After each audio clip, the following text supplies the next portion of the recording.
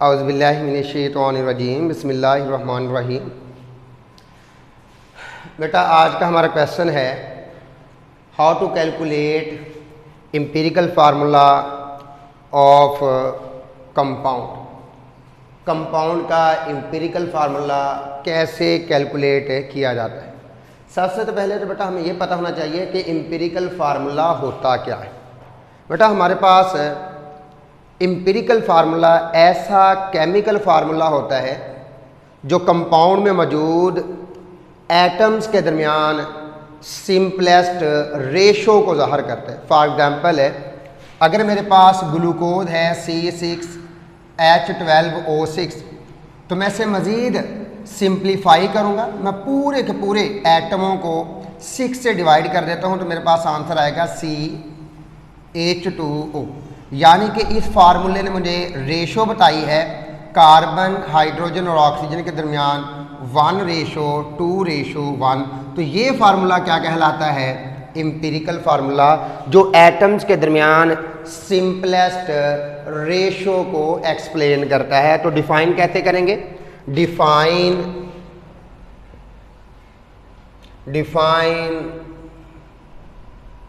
Empirical formula. तो sir the chemical formula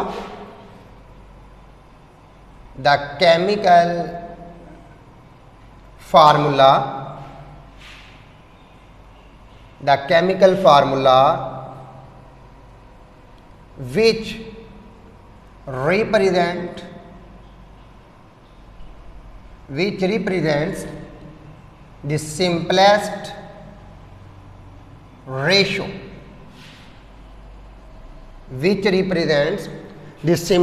ratio, between the atoms of different elements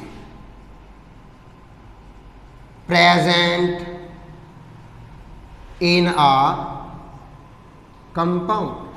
यानी कि sir हमारे पास basically बेटा केमिकल फार्मूला होता है दो किस्म का। एक होता है हमारे पास एम्पिरिकल फार्मूला और दूसरा हमारे पास होता है मोलेकुलर फार्मूला। मोलेकुलर फार्मूला जो है वो टोटल नंबर ऑफ एटम्स बताता है कि सर 6 कार्बन, 12 हाइड्रोजन और 6 ऑक्सीजन, यानी कि एक मॉलिक्यूल अगर ग्लूकोज का हो तो इसके अंदर 24 एटम्स है। ये फार्मूला क्या कहलाएगा? मोलेकुलर। लेकिन बेटा दूसरा हमारे पास कौन सा है? एम्पिरिकल फार्मूला, जो मुख्तलिफ एटम्स के दरमियान सिंपलेस्ट रेशो को ज़ाहिर करता है। तो इसलिए मैंने कहा कि ये भी केमिकल फार्मूला है और ये भी केमिकल फार्मूला है। इसका मतलब है the chemical formula which represents the simplest ratio between the atoms of different element present in a compound. आप कोई कंपाउंड लें, उस कंपाउंड के अंदर जो जो एलिमेंट्स होंगे उनके एटम्स के दरमियान सिंपलेस्ट रेशो जो बताएगा वो क्या कहलाएगा बेटा? Empirical formula. आप इसे मजीद ज्यादा एक्यूरेट इस तरह एक्सप्लेन कर सकते हैं कि सर ये जो रेशो होगी बिटवीन होल नंबर होगी। क्या होगी बेटा? Whole number. तो आप इसे मजीद मॉडिफाई कर लें, the chemical formula which represents the simplest whole number ratio. तो मजीद क्या ऐड कर लें? Whole number ratio. कि सर ये जो आपके पास रेशो आएगी ये होल नंबर होंगे, ये इशारिया में मौजूद नहीं होंगे। तो यहां तक बेटा आपकी क्या आ गई? डेफिनेशन। हम इसकी एग्जांपल भी लिख लेते हैं। For example the empirical formula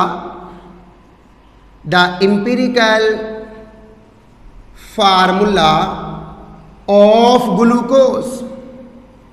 The empirical formula of glucose is CH2O। और इसी तरह हमारे पास बेटा बेंजीन है, बेंजीन का फार्मूला होता है C6H6। तो एम्पिरिकल फार्मूला क्या बनेगा? CH।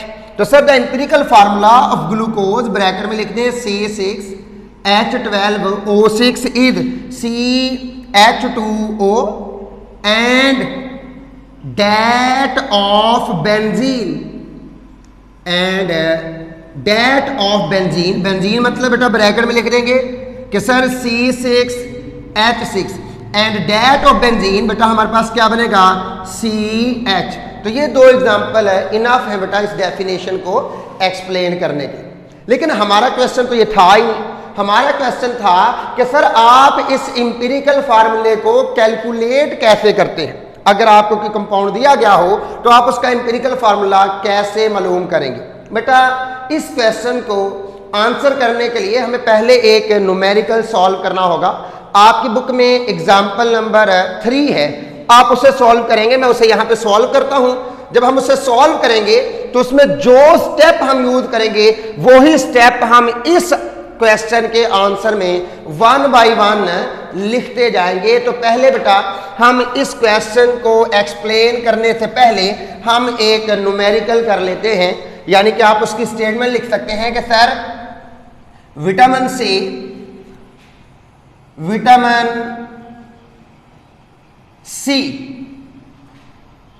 consist of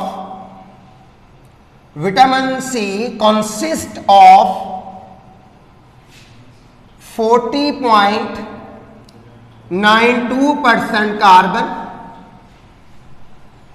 4.58% hydrogen and 54.5% oxygen. यानी कि कहते हैं कि हमारे पास विटामिन सी है। बेटा विटामिन सी का दूसरा नाम है एस्कॉर्बिक एसिड। दूसरा नाम क्या है? Ascorbic acid. तो याद रखिएगा एमसीक्यूज में कि विटामिन सी का दूसरा नाम क्या है बेटा? Ascorbic acid.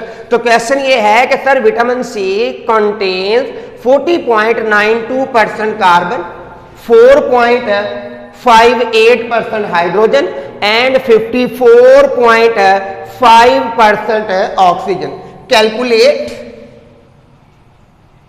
Calculate empirical formula. Calculate empirical formula. Empirical formula. Sir आप इसका इंपीरिकल फार्मूला मालूम करें।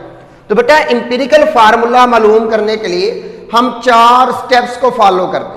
पहला स्टेप होता है कि उस कंपाउंड में मौजूद जो जो एलिमेंट्स हैं उनकी परसेंटेज आपको पता होनी चाहिए। तो वो हमें गिवन है। हमें कार्बन की परसेंटेज का पता है, हमें हाइड्रोजन की परसेंटेज का पता है, हमें ऑक्सीजन की परसेंटेज का भी पता है। तो हमारा सॉल्यूशन यहां से आना शुरू हो जाएगा कि सबसे पहले हम क्या करेंगे? परसेंटेज ऑफ कार्बन कितनी है बेटा हमारे पास? 40.92%। परसेंटेज ऑफ हाइड्रोजन सर ये कितनी है हमारे पास? 4.58%। और इसी तरह परसेंटेज ऑफ ऑक्सीजन ये है बेटा हमारे पास 54.5%। तो पहला स्टेप किसी भी कंपाउंड के इंपीरिकल फार्मूला को कैलकुलेट करने के लिए उसमें मौजूद एलिमेंट्स की परसेंटेज मालूम करना होता है। क्या मालूम करना होता है बेटा? परसेंटेज। तो हम यहां पे स्टेप लिख देते हैं। इधर हम अपने क्वेश्चन को साथ साथ बेटा कंप्लीट करेंगे। डेफिनेशन आपने लिख ली है, इसके बाद आप इस क्वेश्चन का आंसर लिखेंगे कि सर इंपीरिकल फार्मूला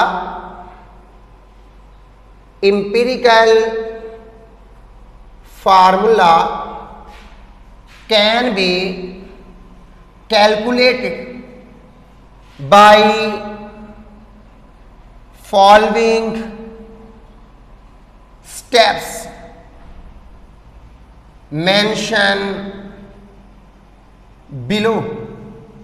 सर जो नीचे हम स्टेप्स मेंशन करने लगे हैं उनको अगर आप फॉलो करें तो आप इंपीरिकल फार्मूला लिख सकते हैं। पहला स्टेप क्या है? Determination of percentage composition. Compound के अंदर कौन सा एलिमेंट कितने परसेंट है यह होता है परसेंटेज कंपोजिशन को मालूम करना।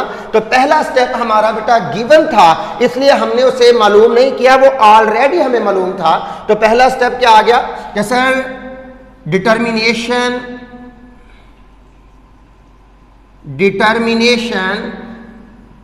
Of percentage composition. कंपोजिशन से मुराद कंपाउंड के अंदर कार्बन कितने परसेंट है, हाइड्रोजन कितने परसेंट है, ऑक्सीजन है कितने परसेंट है। तो पहला स्टेप बेटा हमारा मुकम्मल हो गया। दूसरा स्टेप बेटा हमारे पास होता है नंबर ऑफ मोल्स मालूम करना। नंबर ऑफ मोल्स को आप नंबर ऑफ ग्राम एटम्स का नाम भी देते हैं। नंबर ऑफ मोल्स का दूसरा नाम क्या है बेटा, नंबर ऑफ ग्राम एटम्स। तो मैं इनके क्या मालूम करूंगा, नंबर ऑफ ग्राम एटम। दूसरा स्टेप क्या है बेटा, number of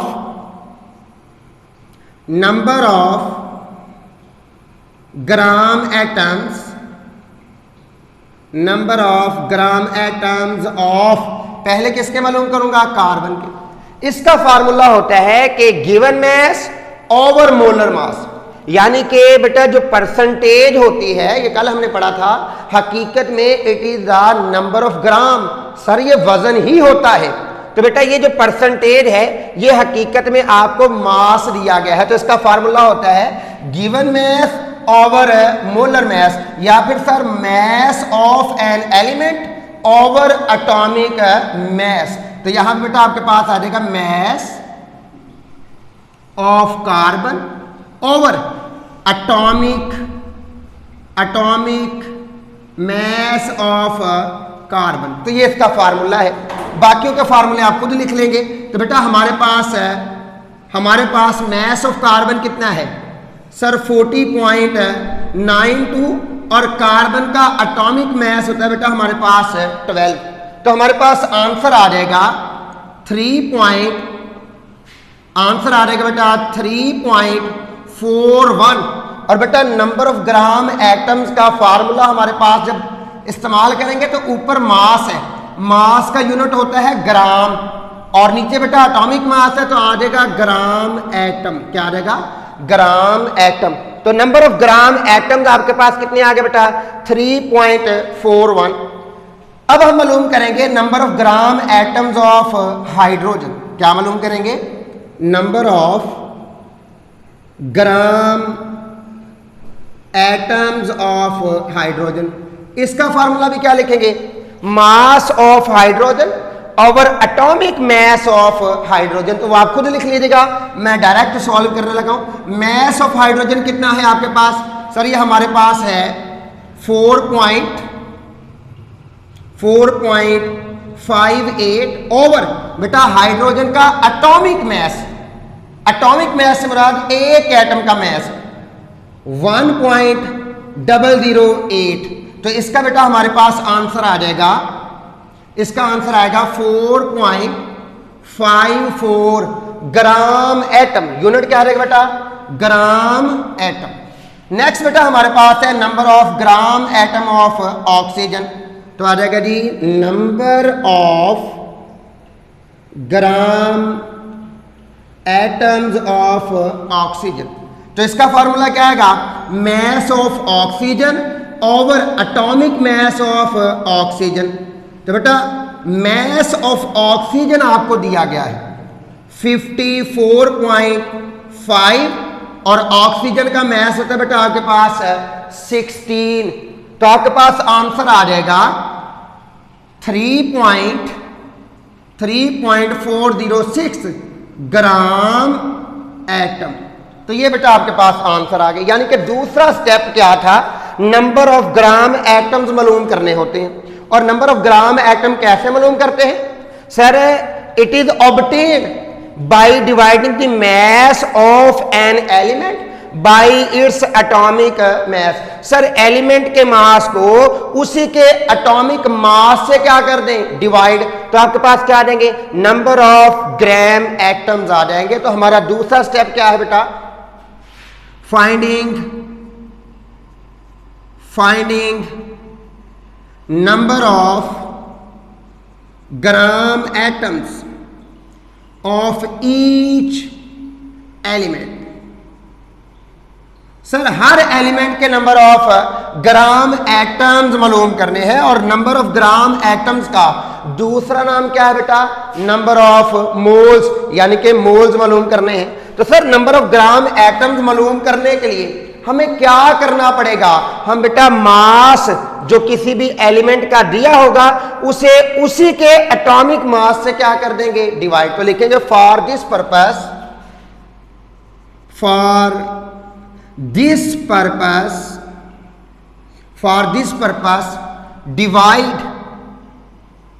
divide mass of an element by its atomic mass। Sir इस मकसद के लिए आप एलिमेंट के मास को उसी के एटॉमिक मास से डिवाइड कर देंगे, तो हमारे पास जो आंसर आएगा उससे नंबर ऑफ ग्राम एटम्स या फिर नंबर ऑफ मोल्स का नाम दिया जाएगा। ये हमारे पास बेटा 2 स्टेप हो गए। तीसरा स्टेप है कि आपके पास ये जो नंबर ऑफ ग्राम एटम्स आए हैं इनमें से सबसे छोटे नंबर ऑफ ग्राम एटम्स को आइडेंटिफाई करो। देखिए जरा इनमें से सबसे छोटा कौन है।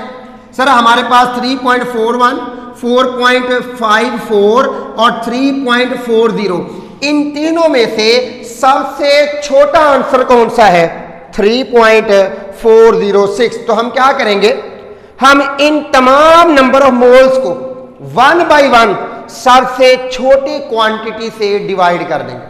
जब आप इसे डिवाइड करेंगे तो जो आंसर आएगा ना बेटा उसे बोला जाएगा एटॉमिक रेशो। क्या बोला जाएगा, एटॉमिक रेशो। यानी कि नेक्स्ट स्टेप हमारे पास क्या है, atomic ratio. Atomic ratio. Sir atomic ratio कैसे मालूम करनी है, हमारे पास है बेटा carbon ratio hydrogen ratio oxygen. तो देखिए बेटा जरा हमारे पास है 3.41 ग्राम एटम किसके हैं, कार्बन के, और 4.54 ग्राम एटम किसके हैं, हाइड्रोजन के, और 3.406 ग्राम एटम किसके हैं, ऑक्सीजन के। हम इसे डिवाइड कर देंगे, इनमें से जो सबसे छोटा है, और सबसे छोटा कौन है, 3.406, 3.406, 3.406। तो बेटा जितने भी नंबर ऑफ मोल्स आपके पास मौजूद हों उनको सबसे छोटे नंबर ऑफ मोल्स से जब डिवाइड किया जाएगा तो हासिल होने वाली रेशो क्या कहलाएगी, एटॉमिक रेशो। तो यहां पे बेटा आपके पास आंसर आ जाएगा राउंड अबाउट 1 रेशो 1.33 रेशो 1। तो ये आपके पास एटॉमिक रेशो आ गई। तो तीसरा स्टेप क्या है कि sir determine atomic ratio of different element present in a compound. Compound में मौजूद जो मुख्तलिफ एटम्स हैं उनकी एटॉमिक रेशो आपने फाइंड करनी है। तो तीसरा स्टेप बेटा हमारे पास आ गया कि सर डिटरमिन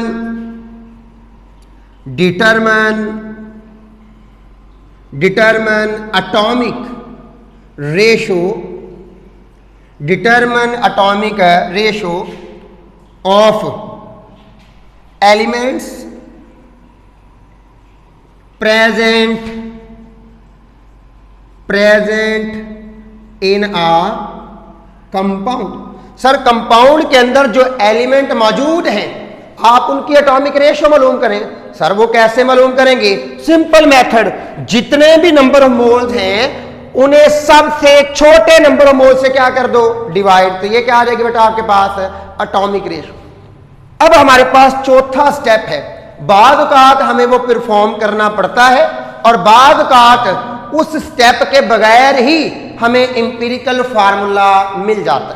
कैसे, अगर बेटा आपकी एटॉमिक रेशो होल नंबर हो यानी कि इशारिया के बगैर हो, यानी कि क्या हो बेटा, डेसिमल या इशारिया इसमें मौजूद ना हो, तो बेटा यही आपका क्या कहलाएगा, इंपीरिकल फार्मूला। लेकिन इस केस में ये वाला नंबर जो है, ये जिसे मैं अंडरलाइन कर रहा हूं, ये होल नंबर नहीं है। तो हम क्या करेंगे, हम यहां पे हिट एंड ट्रायल बेस, हम यहां पे तुक्का लगाएंगे। हम इसे पहले 1 से मल्टीप्लाई करेंगे, फिर 2 से मल्टीप्लाई करेंगे, फिर 3 से मल्टीप्लाई करेंगे। हम कोई ऐसा डिजिट ढूंढेंगे जो इन तमाम को होल नंबर में कन्वर्ट कर दे। किस में कन्वर्ट कर दे बेटा?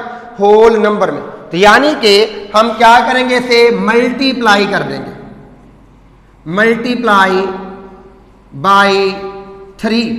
तो सर पूरी इक्वेशन को हम 3 से क्या करने लगे हैं? मल्टीप्लाई। तो आपके पास आ जाएगा बेटा 3 इंटू 1 रेशो 1.33 रेशो 1। इसे 3 से मल्टीप्लाई करें तो आंसर आ जाएगा 3 रेशो 4 रेशो 3। ये बेटा 3.99, तो ये राउंड ऑफ करके आपके पास 4 आ जाएगा। अब आपके पास ये क्या बन गया? Whole number. तो सर अगर होल नंबर मालूम करना है तो आपको किसी सूटेबल डिजिट से क्या करना पड़ेगा? मल्टीप्लाई। तो बेटा जब आपके पास होल नंबर आ जाएगा, यही आपका क्या कहलाएगा? Empirical formula. तो आपका इंपीरिकल फार्मूला क्या आ गया? सर कार्बन आ गए आपके पास 3, हाइड्रोजन आपके पास कितने आ गए? 4, और ऑक्सीजन आपके पास कितने आ गए बेटा? 3। तो ये आपका क्या आ गया? Empirical formula. यानी कि चौथा स्टेप क्या है कि sir if atomic ratio is whole number, अगर तो आपकी एटॉमिक रेशो होल नंबर है then it is empirical formula, otherwise it is multiplied with the suitable digit to get whole number. हम इसे किसी ऐसे अदद से मल्टीप्लाई करेंगे जो इसे होल नंबर में कन्वर्ट कर देगा। जब वो होल नंबर बनेंगे that will be the empirical formula. तो वही आपका क्या कहलाएगा? Empirical formula. तो बेटा हमारा चौथा स्टेप क्या था फिर? यानी कि फोर्थ स्टेप हमारे पास क्या है कि सर इफ एटॉमिक रेशो